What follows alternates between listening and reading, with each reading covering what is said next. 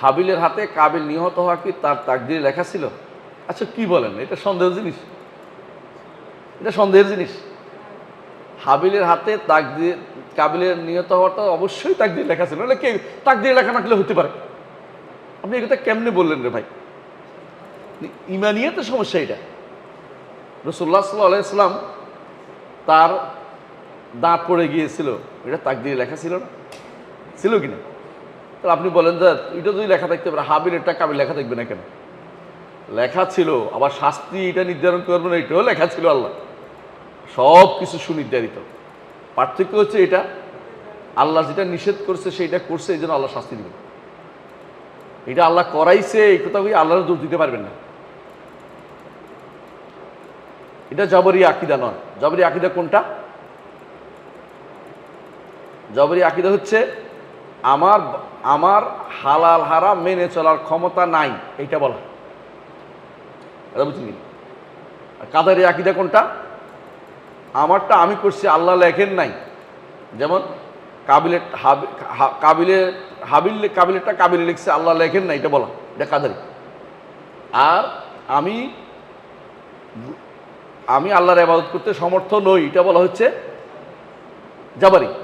আর যারা বলে যে আল্লাহ সবই লিখছেন, কিন্তু আমাকে বলছে চেষ্টা করতে, ভালো কাজ করতে, কাজ করে যাওয়ার জন্য দৌড়াতে বলছে, আল্লাহ সন্তুষ্টির পিছনে দৌড়াতে বলছে যত বেশি পারি, এরপরে হয়ে গেলে তওবা করতে বলছে, গুনাহ হলে, বিপদ হলে আল্লাহর তাকদীরের কথা বলতে, আল্লাহ আপনি লিখছেন হয়েছে, আমি তারপরেও আমি সন্তুষ্ট, আপনি যা করছেন তাতে কাদ্দারুল্লাহ মা শাআ ফাআল।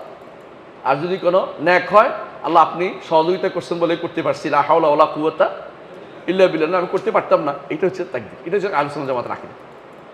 পার্থক্য বুঝছেন তো?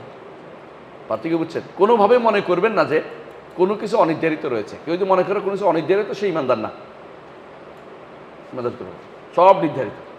কারণ আল্লাহ বলছে কুল্লু সগীরিন ওয়া কাবীরিন মুস্তাতার, ছোট বড় সব লেখা।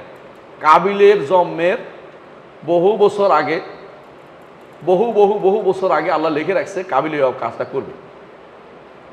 আদম আলাইহিস সালাতু ওয়াস সালাম গাছ থেকে খাওয়ার বহু বছর আগে আল্লাহ লিখে রাখছে, কি লিখছে? যে আদমে গাছটা থেকে খাবে, লিখে রাখছে। এবার বলে যে দোষ কেন? দোষ হয়েছে আদম তো গায়েব জানে না। আদমের দরকার ছিল সন্তুষ্টির দিকে কথা শোনা। আল্লাহ বলছে যাইও না, যাবে না। তো তুমি লোভে পড়ে গেছো। তো বলে যে লোভে পড়লো কেন এটা বলতে পারবো না। আল্লাহ তাআলা তৌফিক দেয়নি, তৌফিক চায়নি। চাইলে আল্লাহ দিত, আল্লাহর কাছে তৌফিক চাইলে আল্লাহ দিত, তৌফিক চায়নি আল্লাহ দেয় নাই তাকে। সে নিজে কিছু করতে পারে, মনে করছে আমি এটা খাইয়া আল্লাহ অগোচরে কি হয়ে যাব, চিরস্থায়ী হয়ে যাব। যদি এরকম কিছু মনে করে থাকে, আমি জানি না এরকম মনে করছে কিনা, আল্লাহ মাফ করুক, তাহলে তো বিপদ। মানুষ যে মনে করে এইটার বিপরীতে যাই কোনো রকম বেঁচে হবে, ঠিক না। আল্লাহ যেটা লিখছে এটা হবে, এটা মানতে রাখতেই হবে। আল্লাহ কি বলেছে? কুল লান ইউসিবানা ইল্লা মা কাতাবাল্লাহু লানা, বলুন হে নবী, আল্লাহ যেটা লিখছেন ওইটাই হবে। উহুদের যুদ্ধের বিপর্যয় আল্লাহ লিখছেন, তবে কারণটাও আল্লাহ লিখছেন। কারণটা কি করে? তাকে ভয়, কারণটা নিজে করে। আল্লাহ কারণটা করার জন্য তার জন্য আসবাব মুহাইয়া করে। কারণ এটার মধ্যে শিক্ষা রয়েছে, এটার মধ্যে আল্লাহর হিকমত রয়েছে। আপনি না বুঝলে কিসে হিকমত অবশ্যই আছে। যারা বলে হিকমত নাই তারা হচ্ছে আশারী, আর যারা হিকমত আছে তারা হচ্ছে আহলুস সুন্নাহ আতারি। দুটোর মধ্যে পার্থক্য। আশারী গোষ্ঠী বলে হিকমত নাই, আল্লাহ এমনি জোর করে জান্নাত দিয়েছে, এটা। আর আতারিরা কি বলে? আতারি যে আল্লাহর অবশ্যই হিকমত আছে এর মধ্যে। হ্যাঁ, আল্লাহ লিখছেন যে আবু লাহাব কিসে যাবে জানেন, আবু তালেব জাহান্নামে যাবে, আল্লাহ লিখছেন এটা। এই লেখার মধ্যে আপনি দূর ধরতে পারবেন না। আল্লাহ এটা দিয়ে আমাদেরকে শিক্ষা দিলেন যে নবীর কাছের মানুষ হইলেও, নবীর চাচা হইলেও মারতে পারবে না যদি ইমানের উপর না চলে। হিকমত বুঝছেন তো? অনেক হিকমত আছে।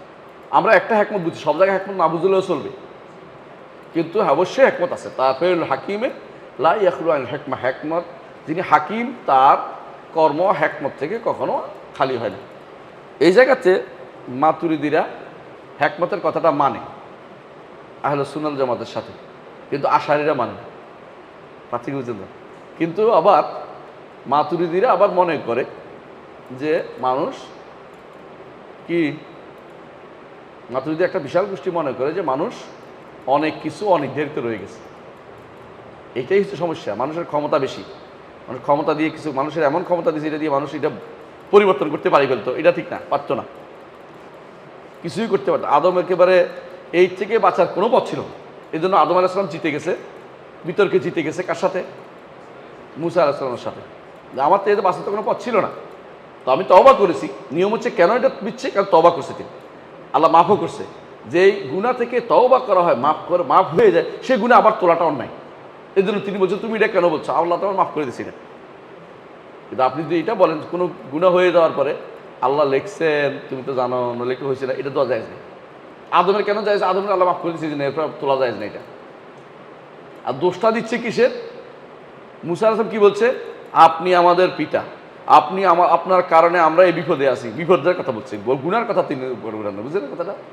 তো উনি বলছেন যে হ্যাঁ বিপদের কারণে, বিপদের সময় তো আমি বিপদের সময় এমনিতেই বলতে হয় কি আল্লাহ লিখছে, আর গুনার সময় বলতে হয় না আল্লাহ কি বলতে হয়, আমি গুনাহটা করছি।